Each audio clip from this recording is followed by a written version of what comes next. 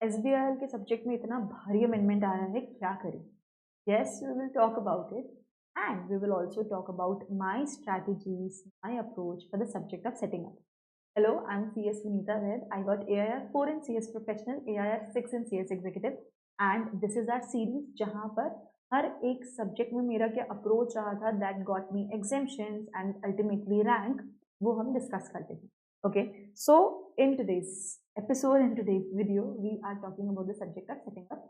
मेरे टाइम पे SBEC हुआ करता था, मोर और लेस मेजॉरिटी टॉपिक्स सेम ही थे. ओके, अब SBI सब्जेक्ट की अगर हम बात करें तो यहाँ पर दो पार्ट्स में हमारा सब्जेक्ट है. ठीक है, part A is about the setting up of business and part B labour laws, जिसमें अमेंडमेंट आए हैं. Yes, we both no.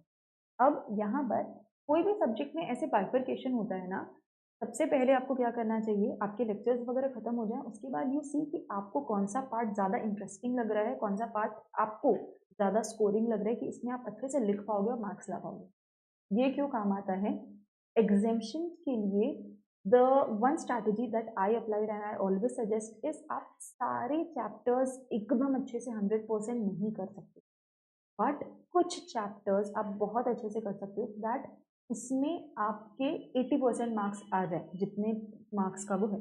तो लेट्स से अगर 60 मार्क्स का पार्ट ए आपको बड़ा अच्छा लगता है and you have a good grip on it, तो आप 60 मार्क्स का प्रॉपर लिख लिख के पढ़ाई करना, पास्ट एग्जाम क्वेश्चंस देखना, कोई भी टॉपिक स्किप नहीं करना, ये एक पार्ट के लिए तो कर ही सकते हो, and that will give you 40 to 45 marks. ठीक है, इतनी अच्छी तैयारी होनी चाहिए. अगर वो 60 वाले चक में हमारा 40-45 मार्क्स आ रहा है, तो बचे हुए 40 में हमें 15-20 मार्क्स चाहिए, just 15-20 marks, that will give you exemption. ठीक है, so that's how you aim for the exemption without studying the entire subject एकदम thoroughly. कर लो तो बहुत अच्छा, बट अगेन जो इंसान बुक दे रहा है उसके लिए बहुत डिफिकल्ट हो जाता है. अगर आपको लग रहा है पार्ट बी आपका काफ़ी स्ट्रॉन्ग है, तो आप क्या कर सकते हो, पार्ट बी के 40 मार्क्स का अच्छे से प्रिपरेशन कर लो और पार्ट ए के कुछ चैप्टर्स जिनका वेटेज ऑलमोस्ट 20-25 मार्क्स का है, उन चैप्टर्स को, सो टोटल 40 प्लस यहाँ के 20-25 मार्क्स का आपने अच्छे से प्रिपेयर कर दिया. रेस्ट ऑफ द चैप्टर्स उतनी मेहनत नहीं भी करेंगे तो भी चलेगा, स्किप कुछ भी नहीं करना है, बट 60 मार्क्स के चंक को बहुत अच्छे से प्रिपेयर करना है as compare to the other part. ठीक है, अब यहाँ पर अगर हम देखें तो पार्ट ए में काफ़ी सारे प्रोसीजर्स हैं. अगर हम डिटेल्स की बात करें अब, तो काफ़ी सारे प्रोसीजर्स हैं. प्रोसीजर को इतना सारा याद कैसे करें, तो फ्लो चार्ट्स हेल्प अलॉट. ठीक है, प्रोसीजर्स में फ्लो चार्ट बहुत काम आते हैं. जितने प्रोसीजर है, कन्वर्जन का हो, कन्वर्जन के ऊपर एक क्वेश्चन आता ही आता है, तो उनके आप फ्लो चार्ट्स बना के टाइमलाइंस अच्छे से वहाँ पर लिख के उसको जितने बार रिवाइज करोगे उतना आपके दिमाग में रिटेन रहेगा और आप सही लिख के आ पाओगे एग्जाम में. ओके, और इसके अलावा कुछ फॉर्म्स हैं. फॉर्म्स आप उनकी लिस्ट बना सकते हो. ठीक है, एक पेज में आप फॉर्म की लिस्ट बना सकते हो चैप्टर वाइज. इस चैप्टर में ये सारे फॉर्म्स मैंने पढ़े हुए हैं, और जितना हो सकता है उस लिस्ट को हर 2-4 दिन में या हर हफ्ते आप तय कर लो कि इस दिन तो मुझे ये वाले फॉर्म एक बार पलट के देखने हैं. दैट वो बार बार देख के दिमाग में छप जाएगा, और एग्जाम में आप वो लिख के आओगे और बाकायदा उस फॉर्म को, जो भी फॉर्म नंबर है 3C what ever it is, उसको प्रॉपर अंडरलाइन करके आना कि एग्जामिनर को दिखना चाहिए मुझे फॉर्म नंबर याद था, मैंने लिखा हुआ है.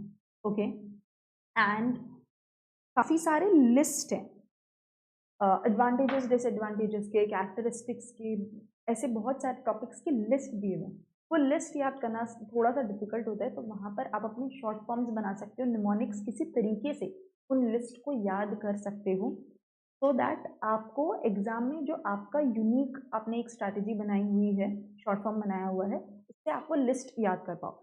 एक पैराग्राफ होता है, एक बड़ा सा कंटेंट लिखना होता है किसी टॉपिक के ऊपर, तो वो आसान होता है क्योंकि एक ही टॉपिक से हम एक एक सेंटेंस बढ़ाते जाते हैं, बट जहाँ लिस्ट बनानी होती है वहाँ बहुत सारी चीज़ें याद करनी है. तो देयर निमोनिक्स और ऐसे टेक्निक्स जहाँ आप शॉर्ट फॉर्म बना रहे हो, that helps a lot. Okay, and if you want my help with how to make mnemonics or anything, just comment, I will tell you that also. And as I say, मैं लिख के आई हूँ पूरा कुछ. ठीक है, हमने प्रोसीजर्स की बात कर ली, फॉर्म्स की बात कर ली, लिस्ट की बात कर ली, और इसके अलावा यस, लेबर लॉज में अगर मैं पार्ट बी की बात करूं, जो पार्ट बी है उसमें काफ़ी सारे टॉपिक्स आपको सिमिलर लगेंगे अलग अलग लॉज में, जैसे कि ट्रिगर पॉइंट क्या है, थ्रेशोल्ड क्या है, कितने लेबर उस ऑर्गेनाइजेशन में रहे तो वो लॉ अप्लाई होगा। उनका आप एक चार्ट बना सकते हो, एक कंपैरेटिव चार्ट। अभी तो आपके लॉज और कम हो गए, इतने सारे लॉज आपको पढ़ने की जरूरत नहीं है, कुछ कोड्स आपको पढ़ने हैं एंड विल बी डन। ठीक है, सो आप उनका कंपैरेटिव लिस्ट बना सकते हो कि किसका क्या थ्रेशोल्ड है, किसमें कितने लेबर की एप्लीकेबिलिटी है, किसमें क्या क्या बेनिफिट्स है, किसमें क्या क्या टाइमलाइंस है, किसमें कौन से रजिस्टर्स मेंटेन करने हैं। अगर वो एक ही पेज पे आपको ऐसे कॉलम्स में दिख रहा है ना, तो वो डिफरेंशिएट करना आसान होता है और एग्जाम में कंफ्यूज नहीं होते। That is something that you can do while studying. ये आपको एग्जाम में रिविजन करते वक्त भी बहुत आसान होगा और एग्जाम में याद भी बहुत अच्छे से आएगा कि इस टॉपिक के लिए ये था और उस वाले कॉलम में इस कोड के लिए मैंने ये लिखा था। समथिंग लाइक दैट जो देखते हैं वो दिमाग में छप रहा होता है धीरे धीरे। Okay, so that you can do. के अलावा yes, when we talk about part B, इसमें से C law change chapters change हुए हैं बट बहुत ज़्यादा चेंज हुए हैं।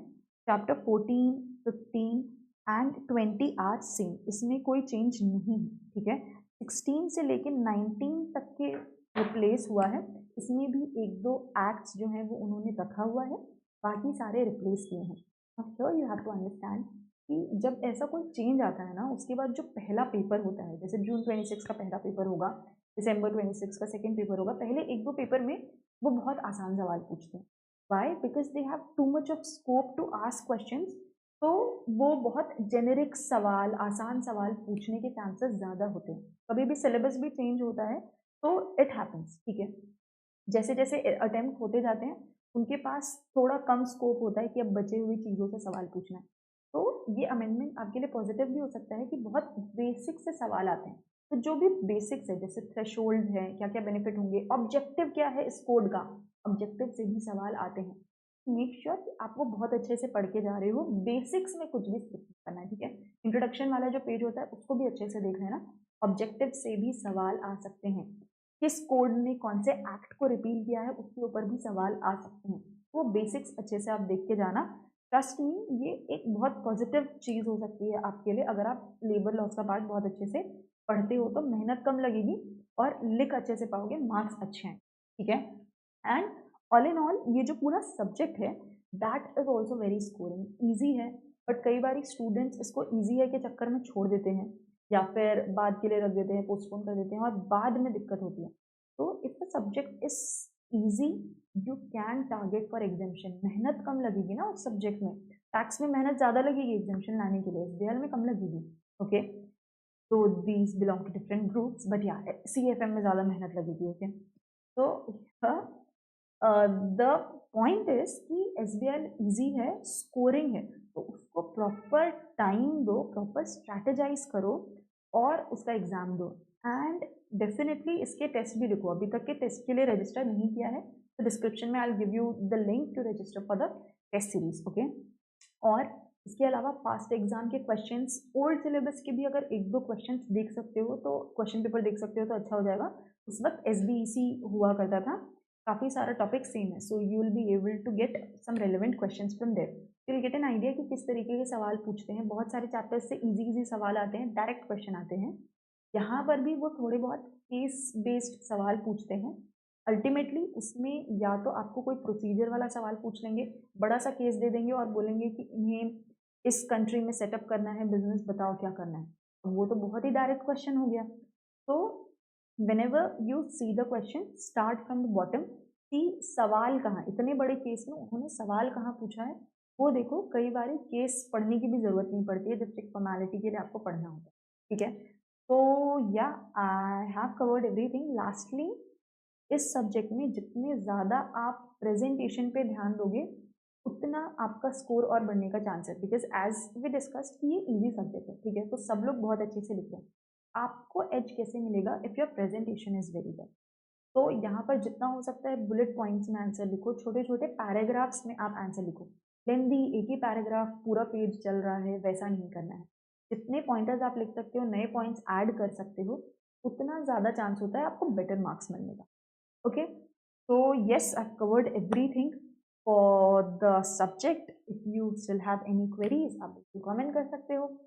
And yeah, I will see you in the next video. All the very best.